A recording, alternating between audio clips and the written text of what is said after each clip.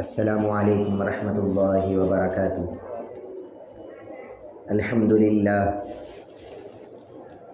نحمده ونستعینه ونستغفره ونؤمن به ونتوکل علیہ ونعوذ باللہ من شرور انفسنا ومن سیئات اعمالنا من يهده الله فلا مضل له ومن يضلل فلا هادي له ونشهد أن لا إله إلا الله وحده لا شريك له ونشهد أن سيدنا ونبينا ومولانا محمدا عبده ورسوله أرسله بالحق بشيرا ونذيرا أما بعد فأعوذ بالله من الشيطان الرجيم بسم الله الرحمن الرحيم سبحان الذي أسرى بعبده ليلا من المسجد الحرام إلى المسجد الأقصى الذي باركنا حوله لنريه من آياتنا إنه هو السميع البصير صدق الله مولانا العظيم وقال تعالى في شأن حبيبه إن الله وملائكته يصلون على النبي يا أيها الذين آمنوا صلوا عليه وسلموا تسليما اللهم صل على سيدنا وشفيعنا وحبيبنا ونبينا ومولانا محمد وعلى آل سيدنا ومولانا محمد وبارك وسلم اللهم صل على سيدنا محمد النبي الأمي وعلى آل سيدنا ومولانا محمد النبي الأمي الذي قرنت البركة بذاته ومحياه وتعطرت العوالم بطيب ذكره ورياه۔ محترم و مکرم امام صاحب قبلہ، بزرگوں، اللہ رب العزت کا فضل ہے، کرم ہے، اس نے ہم سبوں کو پیارے آقا حضور اکرم جناب محمد رسول اللہ صلی اللہ علیہ وسلم کی مبارک امت میں پیدا فرمایا۔ اللہ کا شکر ہے کہ اللہ رب العزت نے ہم سب کو آج اپنے گھر میں جمع ہو کر دین کی کچھ باتیں سننے اور سنانے کا موقع عطا فرمایا، الحمدللہ۔ گزشتہ جمعے کو آپ کے سامنے پیارے آقا علیہ السلام کے سفر معراج کے بارے میں چند باتیں بیان کرنے کا موقع ملا۔ قرآن مجید کی جو آیہ کریمہ ہے جس میں اللہ رب العزت نے پیارے آقا کے اس معراج کا ذکر فرمایا، وہ آیت کا ہم نے مختصر بیان آپ کے سامنے کیا تھا۔ اللہ تبارک و تعالیٰ فرماتا ہے سبحان الذی اسری بعبدہ، پاک ہے وہ ذات جس نے اپنے بندے کو رات میں سیر کرایا، لیلاً، رات کے کچھ حصے میں اپنے بندے کو اس نے سیر کرایا۔ گزشتہ جمعے کو آپ کے سامنے اللہ رب العزت نے اس آیت کو جو سبحان الذی سے شروع کیا، یہ سبحان الذی کیوں بولا اللہ تبارک و تعالی، اس کے بارے میں چند باتیں آپ کے سامنے ہم نے بیان فرمایا تھا۔ اب اس کے آگے بڑھتے ہیں۔ اللہ رب العزت نے ارشاد فرمایا سبحان الذی اسری بعبدہ، اللہ تبارک و تعالیٰ کی ذات وہ ذات ہے جس نے اپنے پیارے بندے کو رات کے کچھ حصے میں سیر کرایا۔ غور کرنے والی بات ہے کہ پیارے آقا علیہ السلام کا یہاں پر ذکر ہو رہا ہے، لیکن پیارے آقا کا جب انٹروڈکشن اللہ کرا رہا ہے تو یہ نہیں فرمایا کہ اللہ کی ذات پاک ہے جس نے اپنے نبی کو سیر کرایا، نبی کا لفظ نہیں بولا۔ یہ نہیں فرمایا کہ پاک ہے اللہ کی ذات جس نے اپنے رسول کو سیر کرایا، جو اپنے محبوب کو سیر کرایا، جو اپنے نور کو سیر کرایا۔ یہ باتیں بھی اللہ بول سکتا تھا، لیکن اللہ تبارک و تعالیٰ نے پیارے آقا کے معراج کا جب ذکر کیا تو کہا کہ میرے بندے کو میں نے سیر کرایا۔ بندے کا لفظ اللہ رب العزت نے استعمال فرمایا۔ اب دکھنے میں ہم کو اس طرح نظر آتا ہے کہ بھائی بندہ کیوں کہا، اگر نبی بولتے تو یہ ذرا بڑا مقام دکھتا، رسول بول کے بولتے تو یہ ذرا بڑا مقام دکھتا، بندہ یہ تو چھوٹا مقام ہے۔ ہماری نظر میں ہم کو اس طرح نظر آ رہا ہے کہ بندہ یہ چھوٹا مقام ہے، حالانکہ اللہ کی نظر میں اگر پورے مقاموں میں سب سے بڑا مقام اگر کوئی ہے تو وہ اللہ کا بندہ ہونا یہ سب سے بڑا مقام ہے۔ اب آپ بولیں گے کہ ہم بھی تو اللہ کے بندے ہیں، ہم سب اللہ کے بندے ہیں، ساری مخلوق اللہ کے بندے ہی ہیں، پھر پیارے آقا علیہ السلام کو بندہ کہنا اس میں کون سے کمال کی بات ہے؟ دیکھو آپ غور کرنے والی بات ہے کہ بندے تو اللہ تبارک و تعالیٰ ہی کے سارے ہیں، لیکن اللہ تعالیٰ ہر کسی کو اپنا بندہ نہیں بولتا۔ اللہ تعالیٰ بس خاص لوگوں کو اپنا بندہ کہہ کے انٹروڈکشن کراتا ہے۔ اس کی ایک مثال یہ ہے کہ اگر ایک ٹیچر کے 10 اسٹوڈنٹس ہیں، ایک ٹیچر کے 10 پڑھنے والے شاگردہ ہیں، وہ 10 پڑھنے والے بھی یہی کہتے ہیں کہ یہ ہماری ٹیچر ہے، وہ 10 لوگوں کا یہ بولنا کہ یہ ہماری ٹیچر ہے یہ بڑی بات نہیں ہے، وہ ٹیچر یہ بولنا کہ یہ میرا اسٹوڈنٹ ہے یہ بڑی بات ہے۔ اور وہ ہر کسی کو نہیں بولتی، وہ اسی کو بولتی ہے ٹیچر جو اچھا پڑھنے والا ہوتا ہے، جو اس کی مرضی کے مطابق پڑھتا ہے، جو انہیں جیسا چاہتی ہے ویسا رہتا ہے، اسی کو بولتی ہے کہ یہ میرا اسٹوڈنٹ ہے جس پر اس کو فخر ہوتا ہے۔ اسی طرح کائنات میں سارے کے سارے اللہ کے بندے ہیں اور سارے یہی بولتے ہیں کہ ہم اللہ کے بندے ہیں۔ ہمارا بولنا بڑی بات نہیں کہ ہم بندے ہیں، اللہ یہ بولنا کہ یہ میرا بندہ ہے یہ بڑی بات ہے۔ اور اللہ تعالیٰ اسی کو اپنا بندہ بولتا ہے جو اللہ کی مرضی کے مطابق زندگی گزار کے بتاتا ہے، جس کا چلنا پھرنا اللہ کی مرضی سے ہو، جس کا اٹھنا بیٹھنا اللہ کی مرضی سے ہو، جس کا کھانا پینا اللہ کی مرضی سے ہو، جس کا بولنا نہ بولنا اللہ کی مرضی سے ہو، ارے جس کا ہر کام اللہ کی مرضی سے ہوتا ہے وہ بندہ حقیقت میں اللہ کا بندہ ہوتا ہے۔ آج اب ہماری زندگی کو ہم دیکھیں، ہم کو معلوم ہوتا ہے کہ ہماری زندگی میں اللہ کی مرضی نہیں ہے۔ آج ہم نہ ہماری زندگی کا کلچر اللہ کی مرضی کی طرح ہے، نہ ہماری زندگی میں بات کرنا اللہ کی مرضی کی طرح ہے، نہ ہماری زندگی میں کچھ کرنا اللہ کی مرضی کی طرح ہے۔ ہم اپنی مرضی پہ چلتے ہیں، ہم اللہ کی مرضی پہ نہیں چلتے۔ اور پیارے آقا علیہ السلام کا یہ مقام اور مرتبہ ہے کہ پیارے آقا اگر کچھ حرکت بھی کرتے ہیں تو وہ حرکت بھی اللہ کی مرضی سے کرتے ہیں، اپنی مرضی سے وہ کچھ نہیں کرتے۔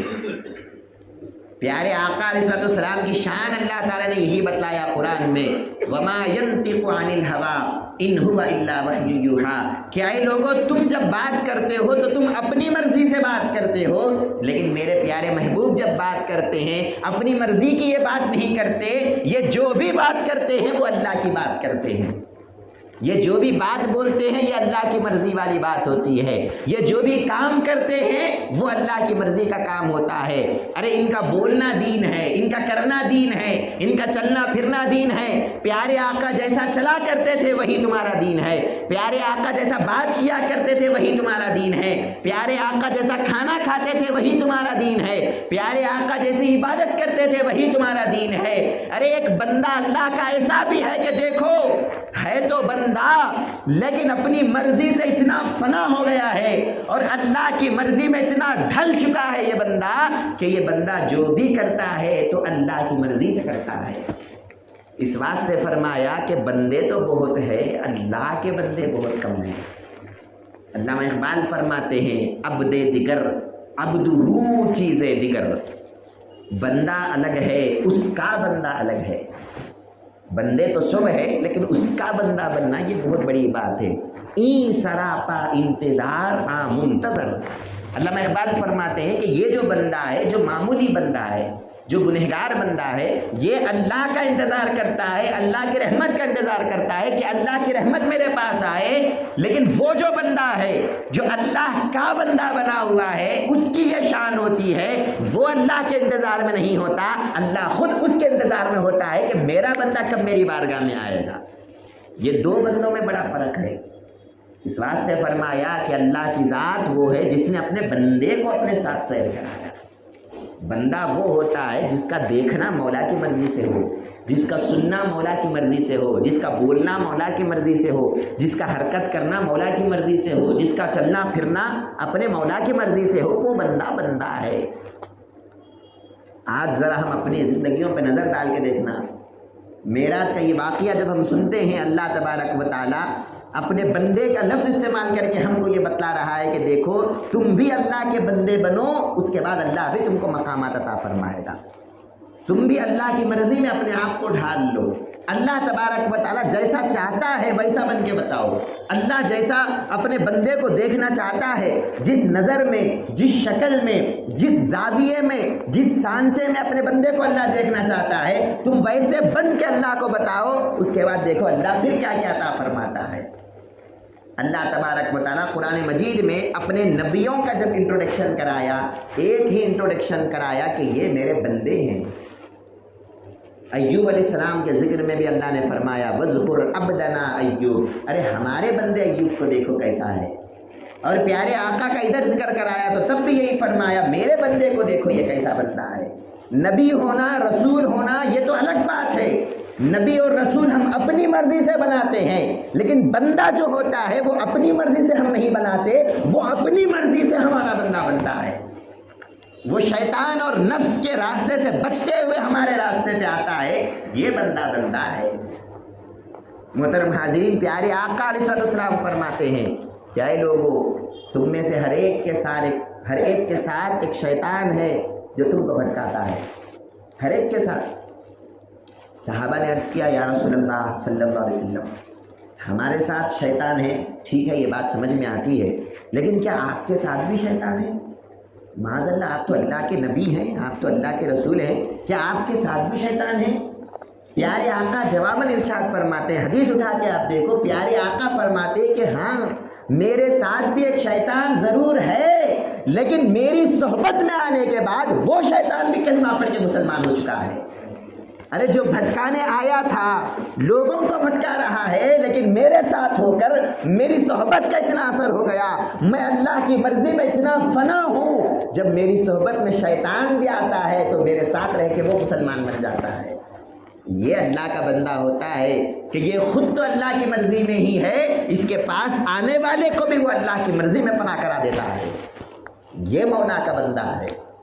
محترم حضرت، اس لیے فرمایا سبحان الذی اسریٰ بعبدہ، کہ اے بندو دیکھو میں نے میرے رسول کو سیر نہیں کرایا، میں نے میرے نبی کو سیر نہیں کرایا۔ اگر نبی اور رسول کا لفظ استعمال کرتا، یہ لوگ یہ کہتے کہ بھائی یہ تو اللہ کی طرف سے ملا سو مقام ہے، نبی تو اللہ کی طرف سے ملتا ہے، رسول تو اللہ کی طرف سے ہوتا ہے، اس میں بندے کا کیا کمال ہے، اس میں پیارے آقا کا کیا کمال ہے؟ جب بندے اس طرح بولنا چاہے، اللہ نے کہا کہ نہیں، نہ میں بندہ، نہ میں نبی بولتا ہوں، نہ میں رسول بولتا ہوں، میں تو بندے کا لفظ استعمال کرتا ہوں، تاکہ لوگوں کو معلوم ہو جائے کہ معراج پہ لے جانا یہ صرف اللہ نے ایک پیارے آقا کو معجزہ عطا فرمایا، بس یہی نہیں، بلکہ اس میں پیارے آقا کا بھی مقام دیکھو کہ یہ اس مقام پہ پہنچے تھے کہ ہم ان کو بندہ کہے اور ہم ان کو اپنے ملاقات کے لیے بلائے۔ یہ اپنی مرضی میں اتنا فنا ہو گئے۔ پارے 30 میں اللہ تبارک و تعالیٰ سورہ فجر میں آخر کی آیتوں میں اللہ فرماتا ہے یا ایتھا النفس المطمئنہ ارجعی الی ربک راضیۃ مرضیہ فادخلی فی عبادی وادخلی جنتی۔ پارے 30 میں اللہ فرماتا ہے کہ اے وہ آدمی، اے وہ میرے بندے جو اپنے نفس کو تو نے مطمئنہ بنا لیا، شیطان کے وسوسوں سے بچ کے، نفس کے حملوں سے بچ کے، ماحول کی گندگیوں سے بچ کے تو نے اپنے آپ کو پاک بنا لیا اور تو نے اپنے آپ کو مولا کی مرضی میں ڈھال لیا اپنے آپ کو، تو اے ایسے بندے جو پاک اور صاف اور مومن بن چکا ہے، ارجعی الی ربک، اب تو اپنے رب کی طرف آ جا، تیرا رب تجھے بلا رہا ہے، اب تجھے تیرے رب سے ملنے کا موقع مل رہا ہے، تیرے رب سے ملاقات کا شرف اللہ عطا فرما رہا ہے کہ اے بندے آ جا۔ اب بندہ اللہ کے لیے دعا نہیں کر رہا، اللہ بندے کو بلا رہا ہے، جب تو پاک ہو گیا تو تو میرے پاس آ جا، فادخلی فی عبادی، میرے بندوں میں آ جا، میرے بندوں میں آ جا۔ اب تک اللہ کا بندہ نہیں تھا کیا؟ اب تک اللہ کا بندہ ہی تھا، اللہ کی مرضی میں نہیں تھا۔ اب اللہ کی مرضی والی زندگی گزارا تو اللہ خود اس کو ایک آنرری، ایک اللہ تعالیٰ گفٹ دے رہا ہے کہ میرے خاص بندوں میں تجھے جگہ عطا فرماتا ہوں۔ اور محترم حاضرین، ایک بات یہ بھی یاد رکھو آپ، جو اللہ کا بندہ بن جاتا ہے اس کو بروز قیامت کیا ملتا ہے؟ اللہ کا بندہ اگر کوئی ملتا ہے تو اس کا تحفہ، اس کا ریٹرن گفٹ جو اللہ دیتا ہے وہ ایک ہی ہے، وہ ہے اللہ کا دیدار۔ پیارے آقا علیہ السلام کو تو دنیا ہی میں اللہ نے عطا فرمایا، یہ پیارے آقا کا مقام ہے، وہ کسی کو پھر عطا نہیں فرمایا۔ لیکن جو بندہ اللہ کا بنتا ہے اور اللہ کی مرضی میں زندگی گزارتا ہے، بروز قیامت اللہ تعالیٰ اس کو اپنا دیدار کراتا ہے۔ دنیا میں تو کوئی دیکھ نہیں سکتا اللہ کو، لیکن بروز قیامت ضرور اللہ کو دیکھ سکتے ہیں۔ حدیث مبارک میں آتا ہے، پیارے آقا علیہ السلام فرماتے ہیں جنت میں جب چلے جائیں گے لوگ تو کچھ جنتی میں ایسے بھی ہوں گے، کچھ لوگ جنت میں ایسے بھی ہوں گے جو جنت میں جانے کے بعد بھی مایوس بیٹھے ہوئے ہوں گے۔ جنت مل گئی، حورا مل گئے، بڑے بڑے محلہ مل گئے، نعمتیں مل گئی، کھانے کی چیزیں مل گئے، جو چاہے سو ہے جنت میں، کیا نہیں ہے؟ وَلَكُمْ فِيهَا مَا تَشْتَهِي أَنفُسُكُمْ، تم جو بھی چاہتے ہو جنت میں تمہارے لیے ہم نے رکھا ہے۔ ارے جنت میں جب سب کچھ ہے پھر یہ ناراض کیوں ہیں، مایوس کیوں بیٹھے ہوئے ہیں؟ حدیث مبارک میں آتا ہے کچھ بندے ایسے ہوں گے جو جنت میں جانے کے بعد بھی مایوس ہوں گے، ایک کونے میں ناراض بیٹھے ہوئے ہوں گے۔ اللہ تعالیٰ ان سے پوچھے گا کہ بندو، کیا میں نے تمہارے ساتھ انصاف نہیں کیا؟ کیا میں نے تمہارے ساتھ کوئی بے انصافی کی ہے؟ تم مایوس کیوں ہیں، ناراض کیوں ہیں؟ وہ بندے پلٹ کے جواب دیتے ہیں کہ اے اللہ، بے شک تو نے انصاف کیا ہے، جتنا ہم کو دینا تھا اس سے زیادہ تو نے دیا ہے، یہ تیرا رحم ہے، کرم ہے، لیکن مولا ہم نے اس جنت کے لیے تو تیری عبادت نہیں کیا تھا، ہم نے یہ نعمتوں کے لیے تو تیری نمازیں نہیں پڑھا تھا، ہم نے یہ حوروں کے لیے تو تیری عبادت نہیں کی تھی، ہم جو دنیا کے گناہوں سے بچ کے، دنیا میں شیطان کے حملوں سے بچ کے جو تیرے بندے بننے کے لیے آئے تھے، یہ اس واسطے تو نہیں آئے تھے کہ تو ہمیں نعمتیں عطا فرمائے، ہم تو اس واسطے عبادت کرتے تھے کہ تجھے دیکھیں۔ یہ وہ کون بندے ہیں؟ یہ وہ بندے نہیں جو جنت کے طلبگار ہیں، یہ وہ بندے ہیں جو اللہ کے ہیں اور اللہ کے طلبگار ہیں۔ حدیث مبارک میں آتا ہے وہ بندے کہتے ہیں مولا ہم تو تیرے لیے کرتے تھے، ہم تو تیری خوشی کے لیے کرتے تھے، ہم تو تجھے دیکھنے کے لیے، ایک بات تجھے تکنے کے لیے ہم تیری عبادت کرتے تھے، لیکن مولا یہاں جب آئے تو جنت تو مل گئی، جنت کی نعمتیں مل گئے، جنت میں محلے مل گئے، حورا مل گئے، سب مل گئے، لیکن مولا وہ دیدار نہیں ملا جس کی وجہ سے ہم آئے تھے، وہ دیدار نہیں ملا، وہ تجھے دیکھنے کی لذت نہیں ملی، مولا ہم جس مقصد کے لیے آئے تھے وہ مقصد جنت میں بھی ہم کو نہیں ملا، تو کیا فائدہ اسی جنت کا؟ اس واسطے ہم مایوس بیٹھے ہوئے، ہم کو جنت سے کوئی مطلب نہیں ہے، ہم کو تجھے دیکھنا ہے۔ حدیث مبارک میں آتا ہے پیارے آقا فرماتے ہیں اللہ تبارک و تعالیٰ ویسے بندوں کو جو اللہ کو دیکھنے کی خواہش میں بیٹھے ہوئے تھے، نہ ان کو حوروں سے مطلب، نہ جنت سے مطلب، نہ نعمتوں سے مطلب، ان کو خواہش ہی نہیں ہے یہ چیزوں کی، ان کو اگر خواہش ہے تو بس اللہ کو دیکھنے کی خواہش ہے۔ اللہ تبارک و تعالیٰ ایسے بندوں کو الگ بلاتا ہے، اور بلا کر اللہ تبارک و تعالیٰ 70,000 جو پردے اللہ تبارک و تعالیٰ کے ہیں، اللہ تعالیٰ ایک دم پورے کے پورے پردوں کو اٹھا دیتا ہے، اور جیسے ہی پردوں کو اٹھایا، حدیث میں آتا ہے پیارے آقا فرماتے ہیں کہ وہ جو بندے ہوتے ہیں وہ مولا کو دیکھ لیتے ہیں، اور اپنی آنکھوں سے، کیونکہ وہاں پر اب مرنا نہیں ہے، وہاں پر اب فنا نہیں ہے، وہ جنت ہے، وہاں پر اللہ کو انہوں نے دیکھ لیا۔ پیارے آقا فرماتے ہیں جس طرح تم دن کی روشنی میں سورج کو دیکھتے ہو، سورج کو دیکھنے میں کوئی شک تو نہیں ہوتا نا، ارے سورج ہی ہے یا کوئی دوسری چیز ہے، شک تو نہیں ہوتا، جس طرح کھلم کھلا تم سورج کو دیکھتے ہو، اللہ کے وہ بندے اللہ کو اس طرح قیامت میں دیکھیں گے، مولا کا دیدار کریں گے۔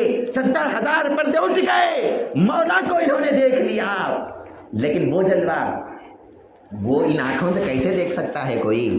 حضرت موسیٰ علیہ السلام جس کو دیکھ کے بے ہوش ہو گئے کوہ طور پہ، یہ بندہ جنت میں جب جائے گا اللہ کو دیکھے گا، لیکن دیکھتے ہی بے ہوش ہو جائے گا۔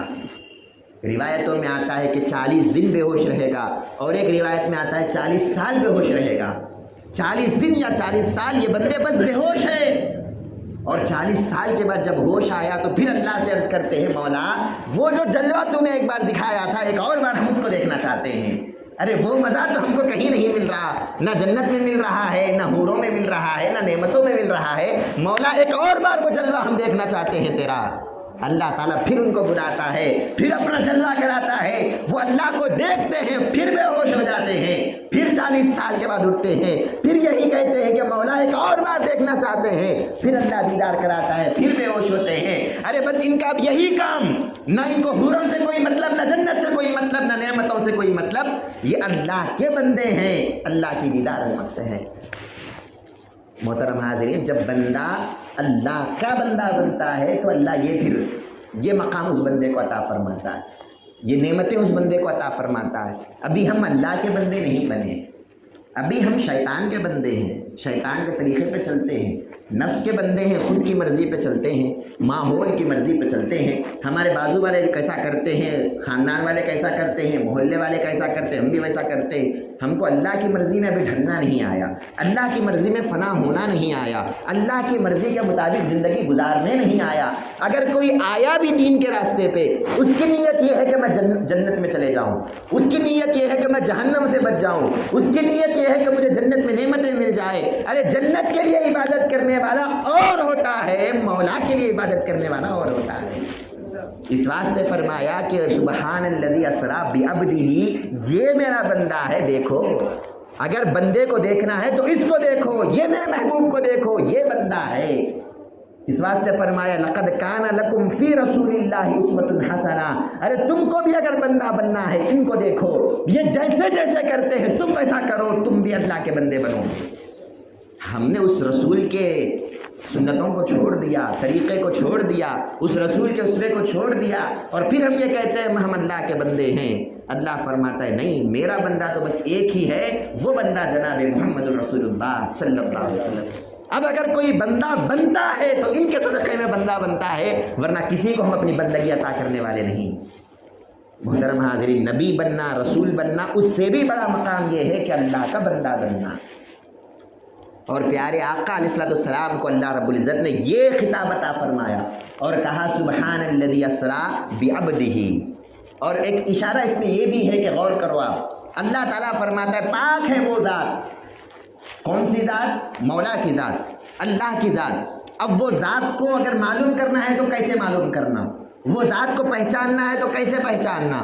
وہ ذات کی مرضی معلوم کرے تو کیسے معلوم کرے؟ وہ ذات کے عطے پتے کیسے تلاش کرے؟ وہ ذات ملتی کہاں ہے؟ فرمایا اسری بعبدہ، ارے اس ذات کو ڈھونڈنے والوں، اس ذات کو نہ ڈھونڈو، اس کے بندے کو ڈھونڈو، پیارے آقا کو ڈھونڈو، پیارے محبوب کو ڈھونڈو۔ کیوں؟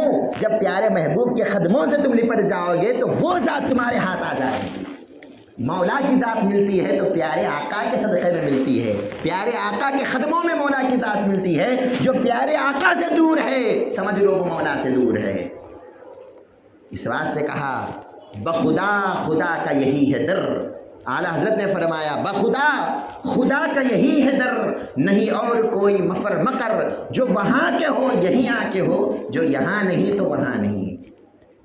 آپ فرماتے ہیں اگر کسی کو مولا تک جانا ہے، اللہ تک جانا ہے، تو پہلے اللہ کے بندے کے پاس آنا پڑتا ہے، پیارے آقا کے قدموں کے پاس آنا پڑتا ہے۔ جو پیارے آقا کے قدموں سے نہیں لپٹتا وہ اللہ کی بارگاہ میں بھی نہیں پہنچتا۔ اگر کوئی یہ کہے کہ میں ڈائریکٹ اللہ تک چلا جاؤں گا، مجھے کسی کی ضرورت نہیں ہے، مجھے کسی واسطے کی ضرورت نہیں، مجھے کسی وسیلے کی ضرورت نہیں، میں ڈائریکٹ مولا تک پہنچ جاؤں گا، ارے مولا ہے یہ ہم کو کیسے پتا چلا؟ ہم نے تو اللہ کو دیکھا نہیں۔ جو کلمہ ہم نے پڑھا کہ اللہ کے سوا کوئی عبادت کے لائق نہیں، ارے دیکھا ہی نہیں، تم نے تو گواہی کہی کی، ہاں ہم نے تو نہیں دیکھا، ایک ذات دیکھ کے آئی تھی، ہم نے ان پہ ایمان لایا۔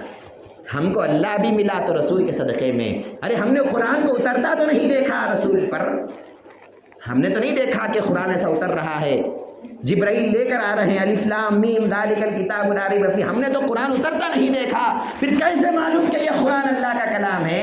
ہاں قرآن کو نہیں دیکھا، ہم نے اس بندے پر ایمان لایا۔ یہ جو بندہ ہے اللہ کا، یہ جو محبوب ہے اللہ کا، ہم نے اس کو ایمان لا لیا، اس پر ہم نے یقین کر لیا۔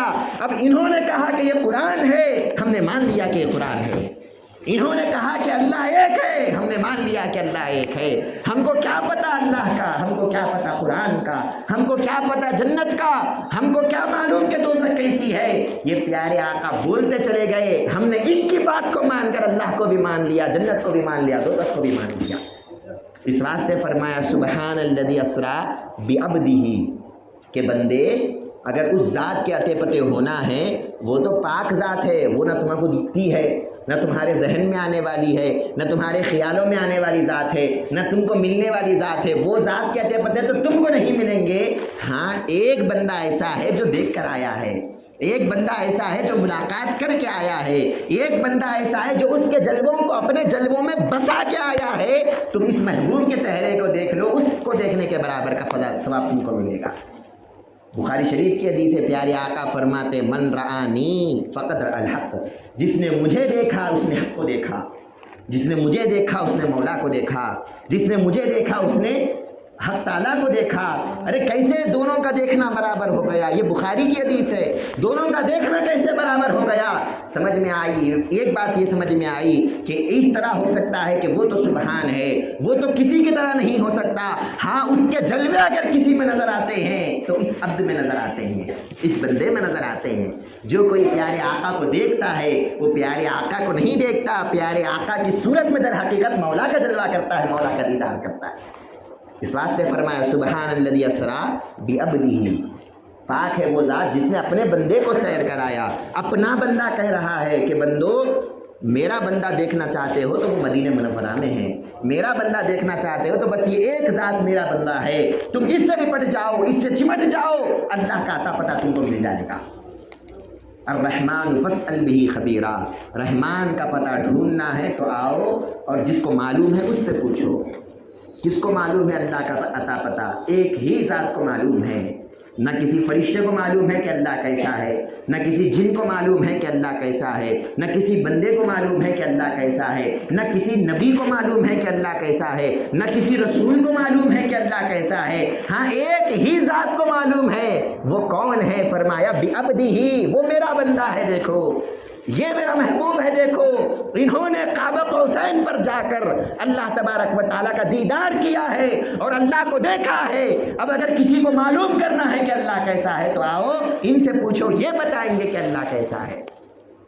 محترم حاضرین کرام، اس واسطے فرمایا سبحان الذی اسری بعبدہ، پاک ہے وہ ذات جس نے اپنے بندے کو لے گیا۔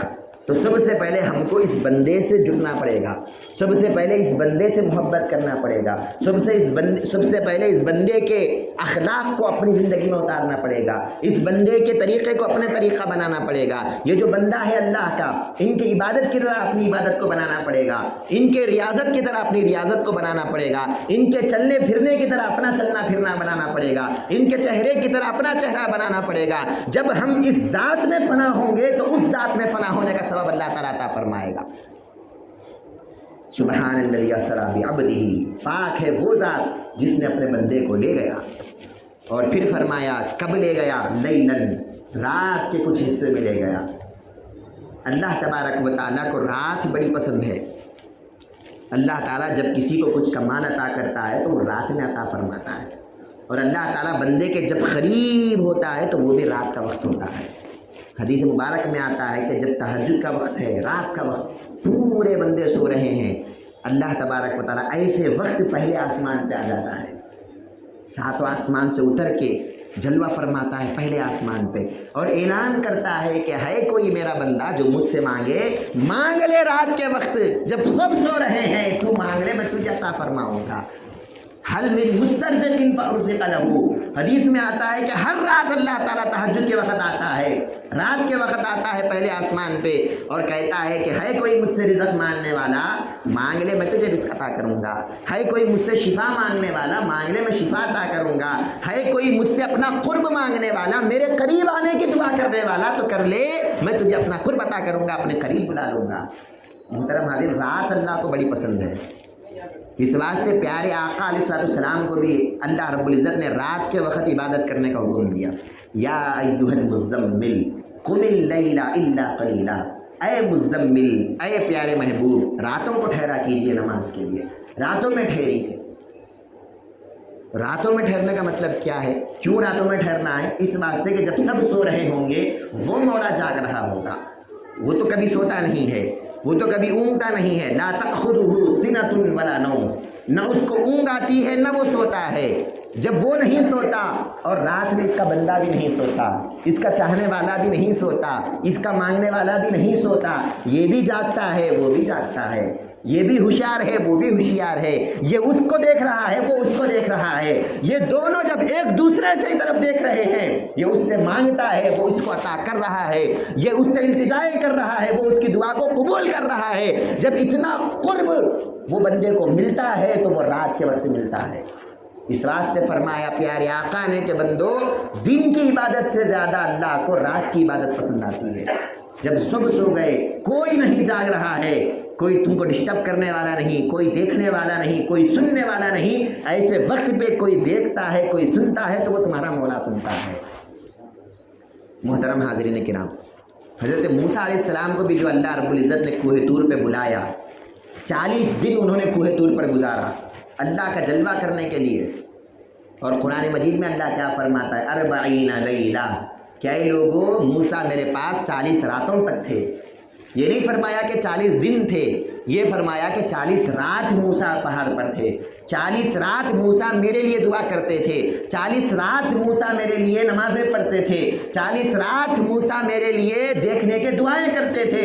تو رات کا لفظ اللہ نے وہاں بھی استعمال فرمایا اس واسطے کہ جب سب سو گئے موسیٰ نہیں سوئے، موسیٰ میرے دیدار کے لیے تڑپتے تھے، اس واسطے ہم نے ان کو اپنا دیدار اور اپنی تجلی ان کے اوپر ہم نے نازل فرمایا۔ محترم حاضرین، رات اللہ کو بڑی پسند آتی ہے۔ جو بندہ راتوں میں اللہ تبارک و تعالیٰ کا ذکر فرماتا ہے، اللہ کا ذکر کرتا ہے، اللہ تعالیٰ حدیث میں آتا ہے کہ فرشتوں کو بلاتا ہے اور فرشتوں کو بلا کر اس بندے کا تذکرہ ادا کرتا ہے، اس بندے کا ذکر کرتا ہے اور فرشتوں کو بولتا ہے، اے فرشتوں دیکھو یہ میرا بندہ عجیب بندہ ہے، یہ بندہ لوگوں کے ساتھ تو سو رہا ہے لیکن میرے ساتھ جاگ رہا ہے۔ پورے بندے سو رہے ہیں، یہ نہیں سو رہا ہے، یہ جاگ رہا ہے میرے ساتھ۔ لوگ یہ سمجھ رہے ہیں کہ یہ سو گیا گھر میں، لوگوں کی نظر میں تو سو رہا ہے، میری نظر میں یہ جاگ رہا ہے اور میری بارگاہ میں یہ جاگ رہا ہے۔ اس واسطے پیارے آقا علیہ السلام نے فرمایا کہ بندے راتوں کو جاگا کر، اللہ تبارک و تعالیٰ کی عبادت کے لیے، اللہ تبارک و تعالیٰ کو منانے کا اگر کوئی وقت ہے تو وہ رات کا وقت ہے، اللہ کے قرب کا اگر کوئی وقت ہے تو وہ رات کا وقت ہے۔ اس واسطے اللہ نے معراج بھی جب کرایا پیارے آقا کو تو رات کے وقت معراج کرایا، دن کے وقت نہیں کرایا۔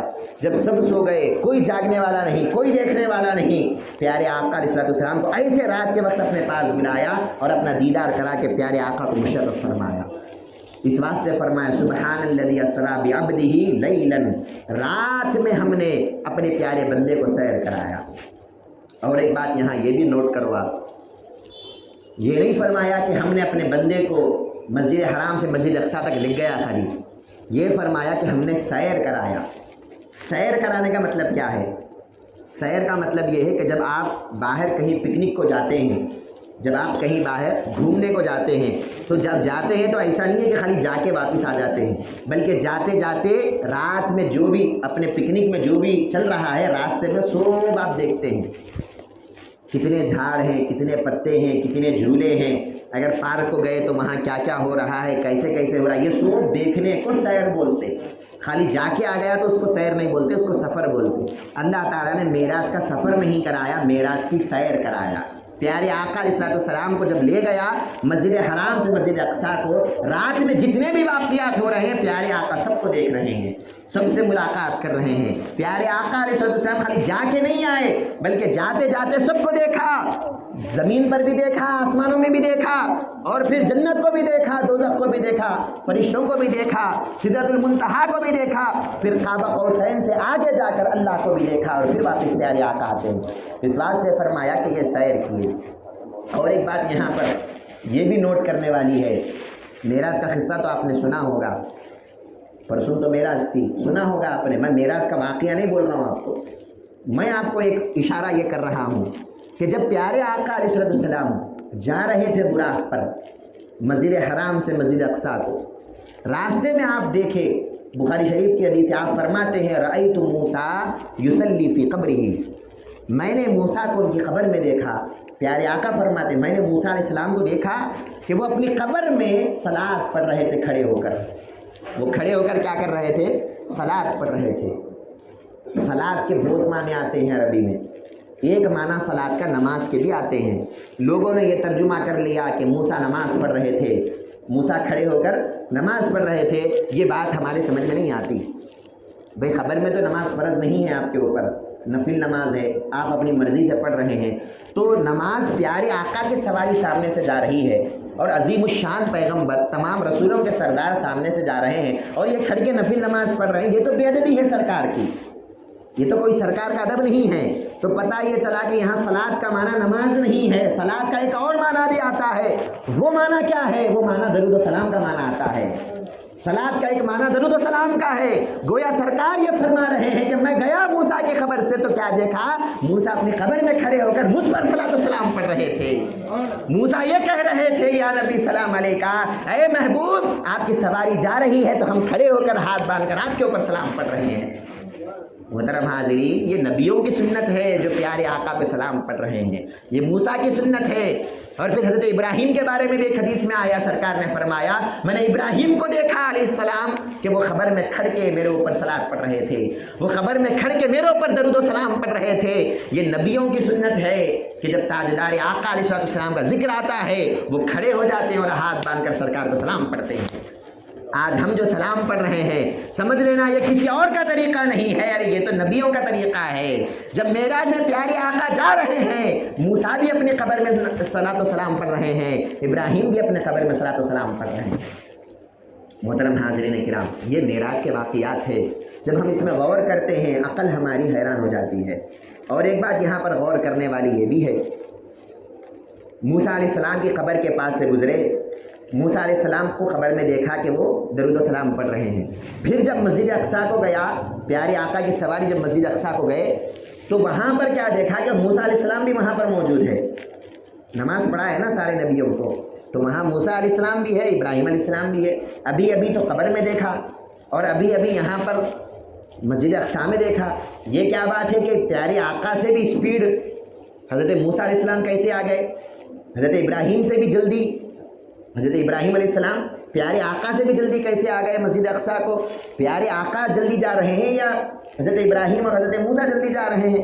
آج لوگ سوالات کر رہے ہیں کہ جب پیارے آقا سب سے اسپیڈ ہے، جب پیارے آقا سب سے تیز جاتے ہیں اور سب سے بڑا مقام پیارے آقا کا ہے، تو پیارے آقا جب دیکھے قبر میں تو قبر میں تھے، اور جب وہاں گئے تو وہاں ان سے پہلے پیارے آقا سے پہلے کیسے چلے گئے؟ آج لوگ یہ سوال کرتے ہیں، ان کے سوال پہ ہنسی آتی ہے کہ یہ کیسا سوال ہے؟ پیارے آقا علیہ السلام جب سفر کر رہے تھے اپنی اسپیڈ سے سفر نہیں کر رہے تھے، براق پر بیٹھے ہوئے تھے، براق کی اسپیڈ سے سفر کر رہے تھے۔ بھائی جب آپ کسی سواری پر بیٹھتے ہو، جب آپ کسی کار میں بیٹھتے ہو تو آپ کی اسپیڈ سے سفر ہوتا ہے یا کار کی اسپیڈ سے سفر ہوتا ہے؟ ظاہر سی بات ہے جب آپ جا رہے ہیں تو کار کی اسپیڈ سے جا رہے ہیں، 100 کی اسپیڈ پہ جاؤ، 200 کی اسپیڈ پہ جاؤ، وہ آپ کی اسپیڈ نہیں ہے، وہ کار کی اسپیڈ ہے۔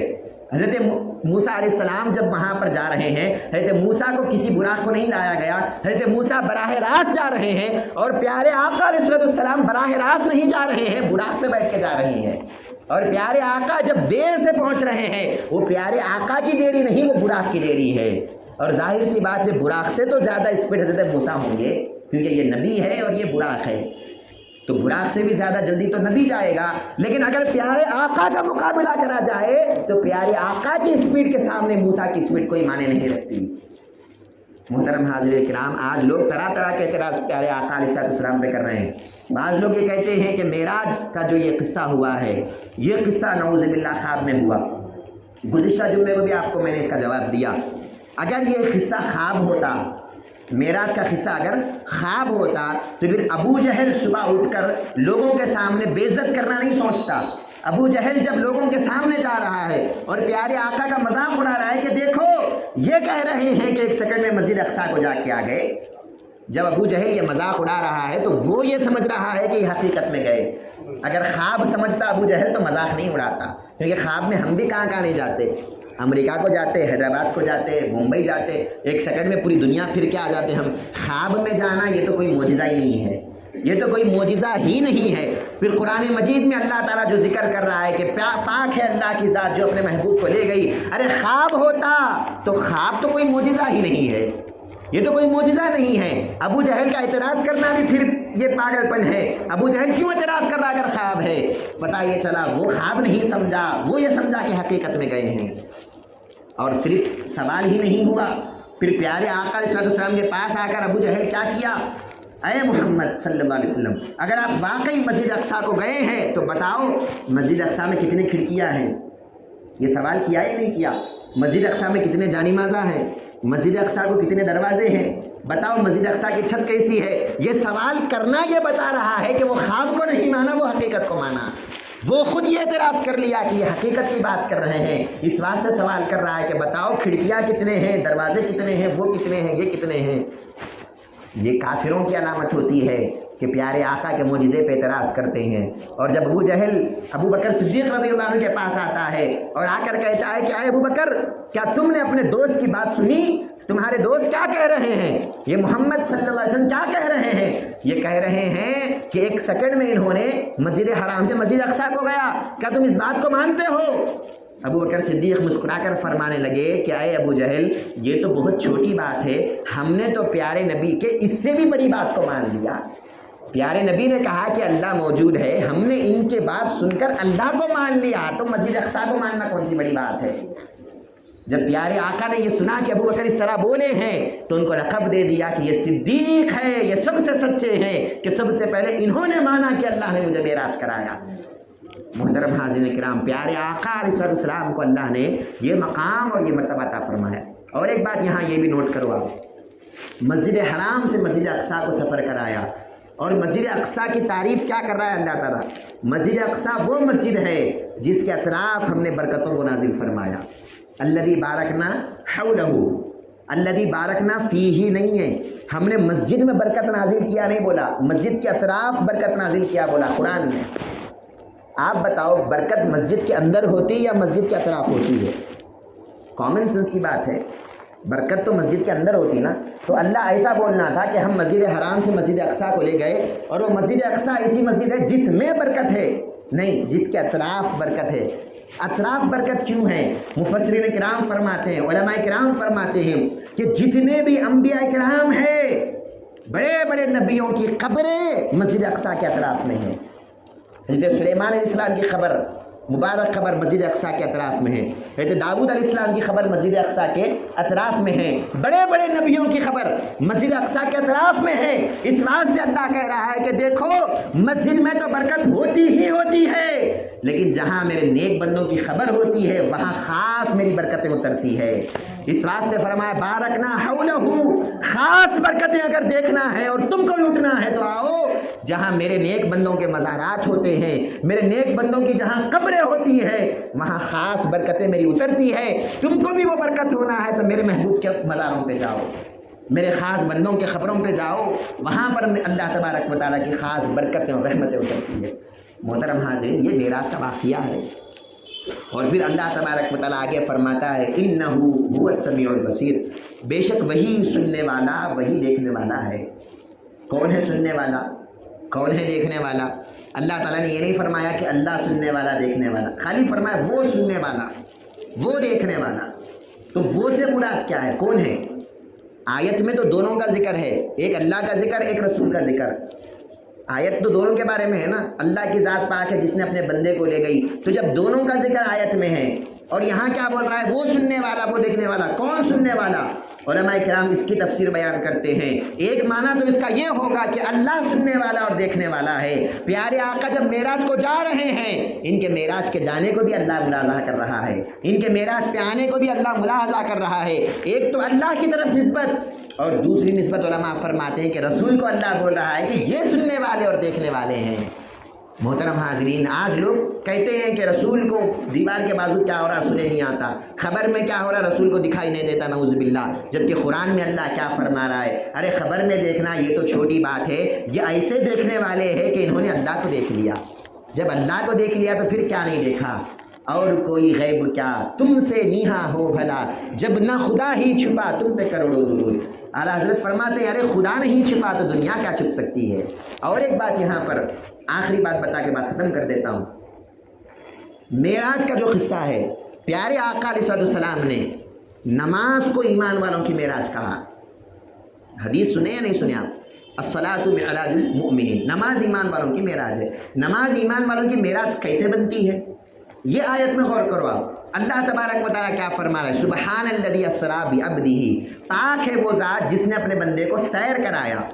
دیکھو آپ یہ نہیں بولا اللہ کہ میں نے اپنے بندے کو بلایا، میں عرش پہ تھا، میرے بندے کو میں نے بلایا، خانہ کعبہ سے مسجد اقصیٰ کو بلایا، پھر مسجد اقصیٰ سے اپنے پاس بلایا نہیں کہا، میں نے اپنے بندے کو سیر کرایا۔ سیر کرانے کا مطلب کیا ہے؟ جب بندہ سیر کر رہا تھا تو میں خود اس بندے کے ساتھ تھا۔ صرف ایسا نہیں ہے کہ جبرائیل ساتھ تھے، اللہ تعالیٰ بھی رسول کے ساتھ تھا۔ جب سفر کر رہے ہیں پیارے آقا علیہ السلام، اللہ کے ساتھ ہونے کا احساس ان کو تھا، اللہ میرے ساتھ ہے، اس ساتھ ہونے کا جو احساس پیارے آقا کو تھا، ارے یہ سب سے بڑا معراج پیارے آقا کا ہے، اللہ کے ساتھ ہونے کا احساس کرنا۔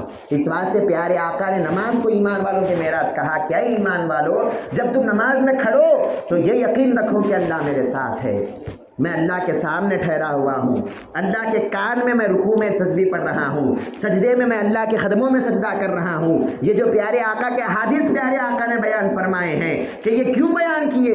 اس واسطے کہ ایمان والے کو بھی یہ سمجھ میں آ جائے، ایمان والا کبھی اکیلا نہیں ہوتا، ایمان والوں کے ساتھ ہمیشہ اس کا مولا ہوتا ہے۔ قرآن مجید میں اللہ تعالیٰ فرماتا ہے ما یکون من نجوى ثلاثة الا هو رابعهم ولا خمسة الا هو سادسهم۔ اللہ تعالیٰ فرماتا ہے کہ 3 لوگ اگر کہیں ٹھہر کر بات کر رہے ہیں تو یہ نہ سمجھنا کہ صرف 3 ہے، چوتھا اللہ بھی ان کے ساتھ ہے۔ یہ قرآن ہے۔ اور پھر اللہ کیا فرما رہے؟ اگر 5 لوگ کہیں بات کر رہے ہو، یہ نہ سمجھو کہ صرف 5 ہے، 6واں اللہ بھی ان کے ساتھ ہے۔ کیا پتا چلا؟ اللہ تعالیٰ کبھی بندے سے دور نہیں ہے، اللہ تعالیٰ عرش پہ بھی ہے، اللہ فرش پہ بھی ہے، اللہ دور بھی ہے، اللہ قریب بھی ہے۔ بندہ کو یہ احساس کرنے کی ضرورت ہے کہ اللہ میرے ساتھ ہے۔ جب اللہ کے ساتھ ہونے کا احساس ہو جائے گا بندے کو، پھر یہ بندہ کبھی گناہ نہیں کرے گا۔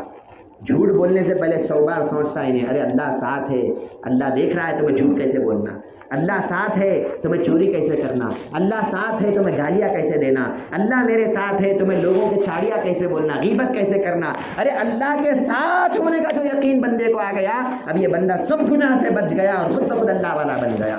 اس واسطے فرمایا کہ بندے تیری نماز معراج اس واسطے ہے کہ عام وقت پر تو اللہ کے ساتھ ہونے کا احساس نہیں ہوتا، کھاتے وقت، پیتے وقت، بازاروں میں پھرتے وقت اللہ کے ساتھ ہونے کا احساس نہیں ہوتا۔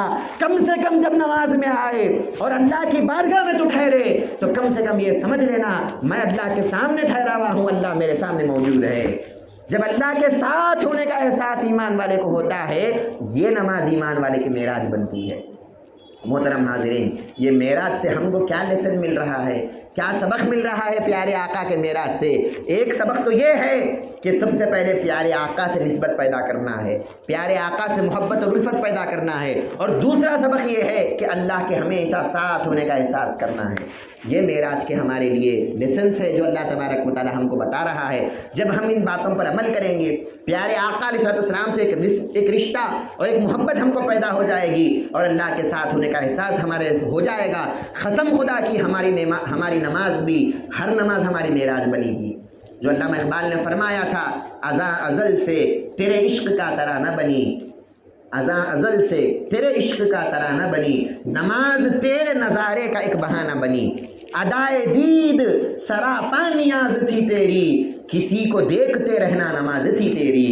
مسلمان کو مخاطب کر کے علامہ اقبال فرماتے ہیں کہ نماز ہے کیا؟ ارے نماز تو بس اللہ کو دیکھنے کا نام ہے۔ پیارے آقا علیہ السلام جب اللہ کو دیکھیں، ہم ان آنکھوں سے نہیں دیکھ سکتے، ہاں دل کی آنکھوں سے ضرور دیکھ سکتے ہیں، دل سے یہ یقین کر سکتے ہیں اللہ میرے ساتھ ہے، یا پھر یہ یقین تو ہونا کہ اللہ تو مجھے دیکھ رہا ہے، اللہ تو مجھے سن رہا ہے، انہ هو السمیع البصیر، اللہ سنتا بھی ہے، اللہ دیکھتا بھی ہے۔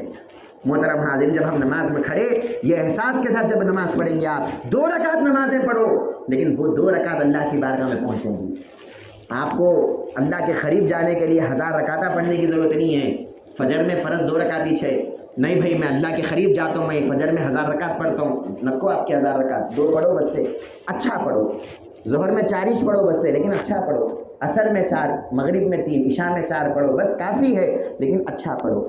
اس کیفیت سے پڑھو کہ اللہ ساتھ ہے، اس کیفیت سے پڑھو کہ اللہ مجھے دیکھ رہا ہے، اس کیفیت سے پڑھو کہ میں جو نماز میں بول رہا ہوں اللہ اس کو سن رہا ہے، اس کیفیت سے پڑھنا کہ میری تسبیح کو اللہ سن رہا ہے، میرے دعا کو اللہ سن رہا ہے، میرے درود کو اللہ سن رہا ہے، میرے التحیات کو اللہ سن رہا ہے، میرے قرآن کو اللہ سن رہا ہے۔ جب اس کیفیت سے آپ نماز پڑھو گے، یہاں پر آپ سلام پھیرو گے، حدیث میں آتا ہے کچھ بندے ایسے ہوتے ہیں جب وہ نماز پڑھتے ہیں، سلام پھیرنے سے پہلے وہ نماز اللہ کی بارگاہ میں پہنچ جاتی ہے اور اللہ اس کو قبول کر لیتا ہے۔ محترم حاضرین، اس مقام پہ پہنچنے کی کوشش کرنا، پیارے آقا علیہ السلام سے اپنے رشتے کو مضبوط کرنا اور اللہ کے ساتھ ہونے کا احساس کرنا۔ میں اللہ سے دعا کرتا ہوں جو ہم بولتے ہیں سنتے ہیں مولا تعالیٰ عمل کرنے کی توفیق عطا فرمائے۔ ہمارے بولنے میں سننے میں کچھ غلطیاں ہوں تو اللہ تعالیٰ معاف فرمائے، اور اللہ تبارک و تعالیٰ پیارے آقا علیہ السلام سے حقیقی محبت کرنے کی توفیق عطا فرمائے، پیارے آقا کے مقام کو اور ان کے مرتبے کو سمجھنے کی توفیق عطا فرمائے، پیارے آقا کے طریقے پر اور ان کے اسوے پر، ان کی سنتوں پر چلنے کی اللہ توفیق عطا فرمائے، اور اللہ کے ہر وقت ساتھ ہونے کا احساس کرنے کی اللہ توفیق عطا فرمائے۔ وما علینا الا البلاغ۔ السلام علیکم ورحمۃ اللہ وبرکاتہ۔